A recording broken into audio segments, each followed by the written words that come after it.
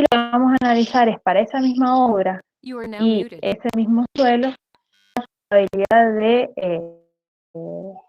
de licuación, considerando de que esa misma obra se plaza en San Juan. Yo nunca les hablé del lugar de emplazamiento, dije, pues, esta es la carga, este es el suelo, y los que hicieron el práctico, la mayoría, han definido perfectamente una fundación. ¿Bien? Ahora, ¿qué pasa si esa obra está en la Patagonia? Va a andar bárbaro.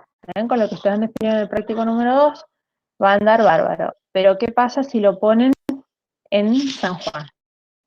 Y eso es lo que vamos a ver ahora, un poco, sabiendo que San Juan es la zona más sísmica dentro de la Argentina.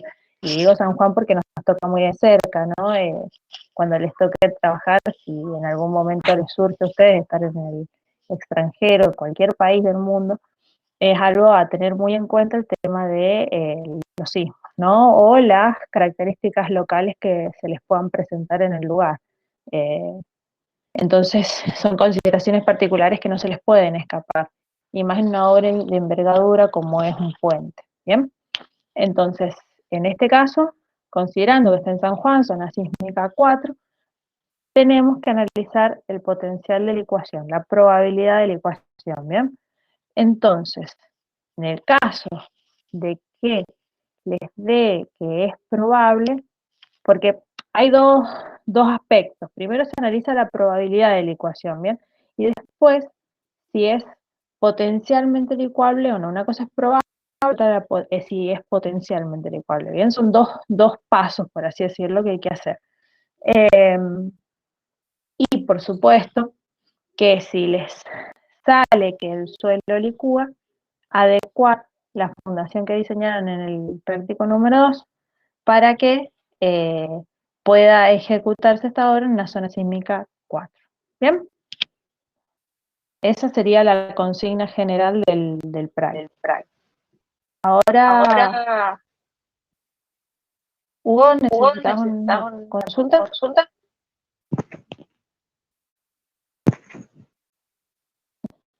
Parece que no. Bueno, seguimos. Pasa que se cortó y volvió a enganchar otra vez. Bien. Bueno, listo, perfecto. Cualquier cosa, podés usar el chat. Igual. Bueno, el análisis preliminar, esta imagen la he sacado de la presentación que les da el ingeniero, y es un poco lo que resume la norma. Ya les voy a mostrar bien lo que dice la norma, pero esta diapositiva está resumiendo lo que está diciendo la norma CIRSOC 103, en donde les pone dos límites, que son en la primer parte de esta planilla, está bien, donde te dice que si estás en esta situación, ¿está bien? Suelos granulares saturados, con un D50 comprendido entre ciertos valores, bien, y los SPT que dan menores a una cierta recta, que también se las presentó el ingeniero, ya se las muestro, también las tengo acá, es probablemente licuable, ¿bien?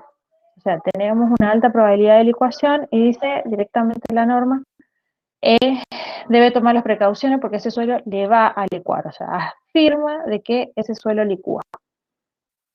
En cambio, si caen en estas otras condiciones, dice, no licúa, no pasa nada, construya como corresponde, ¿bien? Y después queda una nube, una situación intermedia, en donde hay que hacer todo el análisis de potencial de licuación, y dentro de la misma norma, que como les digo, ya les voy a mostrar, establece que puede ser un método comprobado, fehaciente, o sea, no lo menciona en forma directa el método de Sidiri, pero es el más confiable y con el que se está calculando hoy por hoy el potencial de licuación de los suelos, ¿bien? Entonces, si caen en esta nube intermedia, deben hacer ese análisis, ¿bien? Entonces, esta planilla, esta recta que están acá, es justamente lo que los límites que les está dando la norma, la línea A y la línea B, esas condiciones que veíamos en la diapositiva anterior, anterior, perdón, y donde si ustedes caen por debajo de esta línea, o sea, cumpliendo estas condiciones, dice licuación muy probable, ¿bien? Y después, si caen sobre la línea B, la licuación ya es improbable, y en el medio es esta zona que les digo que hay que hacer todo el análisis. Entonces, si ustedes caen cuando hacen la caracterización del suelo, analizando el D50, o sea, ustedes tienen todo un estudio de suelo, yo les he dado en el práctico 2, un perfil de suelo con la granulometría que tiene, la caracterización del suelo, pueden estimar un D50, ¿bien? Y con ese D50 ver en qué condiciones están. Y cumpliendo el tema de que sea que esté saturado, no, que está saturado porque está a 4,70 metros en nivel freático, ¿bien? Entonces, debajo de los 4,70 metros tienen la presencia de agua, por lo tanto, van a tener esa condición cumplida. Y de ahí en adelante tienen que empezar a analizar el diámetro de las partículas y las características del suelo propiamente dichas, ¿bien? Si llegan a caer debajo de la línea B, entre la línea B y la línea A, es donde tienen que empezar a hacer pasan a hacer el análisis de potencial de la ecuación. Bien, entonces esto lo único que les va a dar es un análisis preliminar, cualitativo, bien, que es el que les dice si licúa, no licúa, está dudosa la situación, bien. Entonces de aquí se pasan directamente, o sea, si caen acá, por supuesto, a lo que sería el método de Sideidris, que el método de Sideidris lo que hace es comparar dos parámetros, ¿bien? Uno, que tiene que ver con las características del suelo, de las resistencias, las acciones cíclicas del suelo, que es el CRR, ya vamos a ver cómo lo llama en la norma, porque la norma no aparece con este nombre, y lo compara con la demanda de la resistencia que tiene, o sea, que le provoca el sismo, ¿bien? O sea, cuánto le está demandando el sismo a ese suelo, y que tiene que ver, si ustedes se fijan en las dos expresiones que tienen cada uno de estos parámetros, uno tiene que ver con todas las propiedades del suelo, caracterizado fundamentalmente por el N60, el ensayo de CPT, y el otro tiene que ver con las características sísmicas, ¿bien?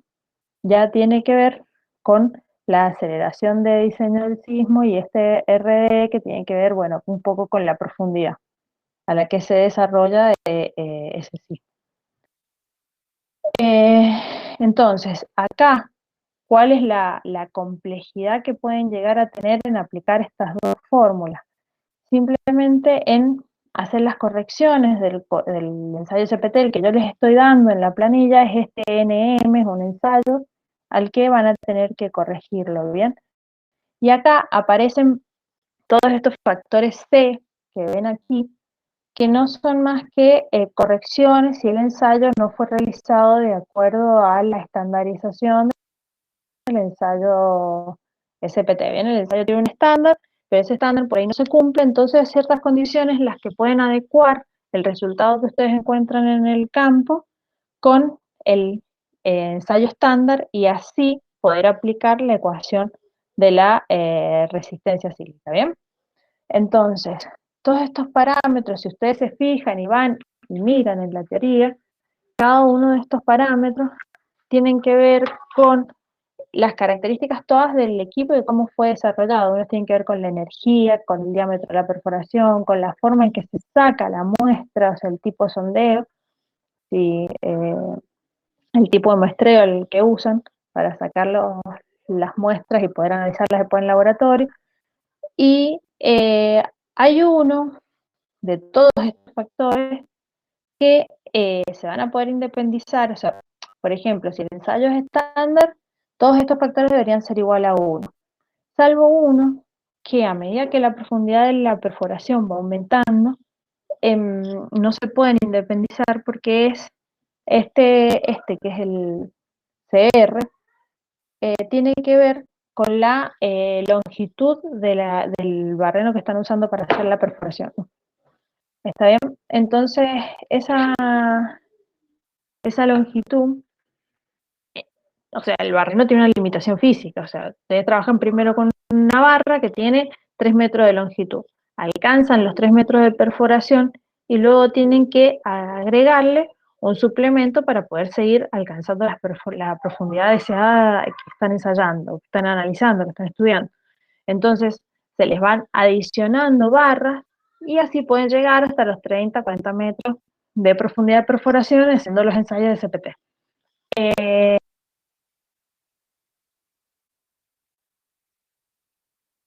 SCR considera justamente ese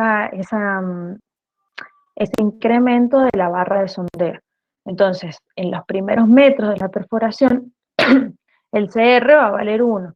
Y a medida que van aumentando en la perforación, porque no se olviden que este análisis lo tienen que ir haciendo a medida en función de Z, porque también les está cambiando esto y les va cambiando el SPT que van haciendo en cada uno de los estratos que están analizando. Yo creo que el estudio que les he dado llega hasta los 25 metros, una cosa así. Entonces lo tienen que ir haciendo en profundidad, que lo pueden ir haciendo cada 2 metros, cada 5 metros, o cada vez que el estrato les cambia, ¿bien? Ese análisis lo pueden lo eligen ustedes cuál es la variación de la profundidad que le van a ir dando. A cada uno de los estratos le tienen que ir calculando el CRR y el CSR, bien, en función de los parámetros que lo van caracterizando cada uno de los estratos. Y en definitiva, cuando van llegando a profundidades mayores, a los 3 metros, 4 metros, 5 metros, van a tener que empezar a corregir con este coeficiente de acá, que va cambiando creo que cada 3 metros, si mal no recuerdo. Y después, cuando determinan o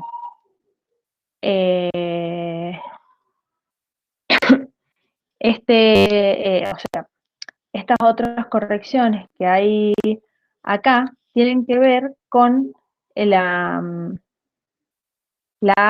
porcentaje de finos, el N160 CS que se llama, es la que contempla la cantidad de finos que tiene el suelo, y en función de eso también de la muestra que ustedes vean, la granulometría, le van a asignar los factores alfa y beta correspondientes en función del porcentaje de finos que tenga la muestra del estrato que ustedes,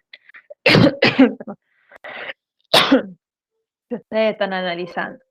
Y finalmente, la última corrección que se incluye es si el sismo analizado difiere al de magnitud 7,5, que es también un estándar. Entonces, esto también tiene una planillita dentro de la teoría que les dio el ingeniero, en donde lo pueden cambiar. Yo no les voy a pedir que cambien si ustedes que desean cambiarle la magnitud al sismo, no tengo problema, eso es una decisión de ustedes, pero generalmente para los prudentes se está usando 7,5 sin ninguna modificación. Bueno, y después cuando calculan el CSR, que es la demanda de resistencia, les aparecen acá la relación de la aceleración con respecto a la gravedad que están analizando y un factor RD que es, no sé si se acuerdan que el ingeniero nos mostró una nube de puntos que habían sido ensayadas, que era toda una nube de puntos que aparecían unas curvas que variaban en la profundidad. Bueno, esas curvas son estas líneas que están acá, estas rectas que aparecen acá como unas ecuaciones que en definitiva lo que hacen es discretizar esa curva y en definitiva van cambiando la demanda cíclica en función de la profundidad. Y ese parámetro está acá. Si ustedes van a la norma, la CIRSOC 103, les aparece una ecuación muy similar, la vamos a ver, pero en ningún lado les está definiendo este factor RD. ¿Bien? No, en realidad sí se los define, pero se los define hasta 9,50 metros. Y lo vamos a ver en un ratito. Quiero que terminen de ver. Entonces, en definitiva, ustedes para cada uno de los estratos van a tener una profundidad y van a tener que ir haciendo la determinación para cada uno de los estratos del CRR y del CSR. Bien, y en función, y después finalmente los van a tener que comparar entre sí. Y cuando llegan a la comparación, hay dos análisis que hay que hacer. Uno que es definir si es potencialmente licuable o no, y el otro si verifica un factor de seguridad. ¿Bien? Los benditos factores de seguridad. El potencial de licuación, acá se ha cambiado, bueno, acá venían flechitas, donde vean ese circulito en realidad es una flecha, no sé qué ha pasado. Donde la resistencia es menor que la demanda, quiere decir que el suelo es potencialmente licuable, ¿está bien? Entonces, como es lógico con el mismo término resistencia, demanda, es decir, la resistencia no lo soporta, el suelo va a licuar. Por eso es que si el CRR es menor que el CSR, se dice que es potencialmente licuable. Si la resistencia es mayor que la demanda, entonces se asume que no va a licuar, ¿bien? Y después definen los coeficientes de seguridad. Por otro lado, tienen que verificar esa diferencia, ese potencial de licuación con algún cierto margen de seguridad, y ahí es donde intervienen los factores eh, que se definen, que están también definidos, en la norma. Y esos factores de seguridad pueden ser, bueno, ya los vamos a ver, pero en definitiva, así acá la relación de resistencia y demanda tienen que darle mayor que 1 para que estemos en que no licúo, que verifica el factor de seguridad, pero ese factor de seguridad es generalmente mayor que 1,4, 1,2, bien, dependiendo de los casos. En definitiva, lo que van a tener que armar ustedes es esta planilla, que creo que ya la vieron también, le he sacado también de la presentación del ingeniero Morandi, en donde en definitiva ponen la magnitud del sismo, la relación con la aceleración de la gravedad, bien, a la profundidad que está el nivel freático, para lo que van a tener que estar sacando la presión efectiva, la presión real que tienen del suelo, el porcentaje de finos. ¿Por qué el porcentaje de finos? Porque con eso definen el alfa y el beta, para corregir el N160CS que se llama. ¿Bien? Y en este que está acá. El RD, que también varía en función de la profundidad, y en definitiva con todo esto calculan el CSR, que acá está copiado y aquí está llevado acá, y calculan el CRR. Y acá, en definitiva, los comparan. Calculan el factor de seguridad, es decir, la relación entre la resistencia y la demanda, y se fijan si verifica el factor de seguridad. En este caso, acá del ejemplo, el factor de seguridad está dado en 1,2, ¿bien? Entonces, como ven, en todos estos lados no se verifica el factor de seguridad, por eso que dice acá no verifica el factor de seguridad. Recién en el último estrato, a 13 metros con 50, está verificando el factor de seguridad, y a la vez dice que no licúa. ¿Qué pasa si este factor de seguridad, en lugar de ser 1,2, fuera 1,4? ¿Bien? No verificaría el factor de seguridad, pero acá cuando uno menciona si es potencialmente licuable, se diría que no es potencialmente licuable, ¿bien? O no licúa. Entonces, ¿por qué? Porque el CRR es mayor que el CSR, ¿está bien? Entonces, acá les va a decir no licúa, pero acá también les va a decir no verifica el factor de seguridad. ¿Estamos de acuerdo? Bueno, eso es más o menos lo que ustedes tienen que hacer en el práctico. Ahora yo lo que quiero hacer, ¿alguna duda? Bueno, lo que quiero hacer Una es, pregunta, sí. sí, En el caso, por ejemplo, que nos verifique el primer estrato nomás y los de abajo sí, no, sí, se toma como que todo licúa, digamos. claro. Sí, Eh, porque si no vos vas a tener un efecto después no considerás que licúa el de arriba, pero sí no te aporta resistencia, ¿está bien? Vos no podés fundar en un estrato que licúa, ¿está bien? claro, Entonces vos, por ahí el primer metro no te alcanza, ¿está bien? El primer estrato, bien, para fundar no te alcanza, entonces en definitiva tenés que irte más abajo. Otra cosa a tener en cuenta es, hablando del primer estrato, es un poco la función que tiene la obra. Estamos hablando en este caso particular de un puente. Yo no les he dicho qué pasa por abajo del puente. No les he dicho si es un río o es otra vía de circulación, una calle, puede ser, ¿bien? Entonces, que son dos casos muy distintos, porque si tenemos una calle y el dato del nivel freático que tenemos corresponde a los niveles freáticos históricos del lugar, bien, entonces ese nivel freático no va a ascender o no se analiza que va a subir de los 4 metros del definido. A ver, aguárdenme un segundito.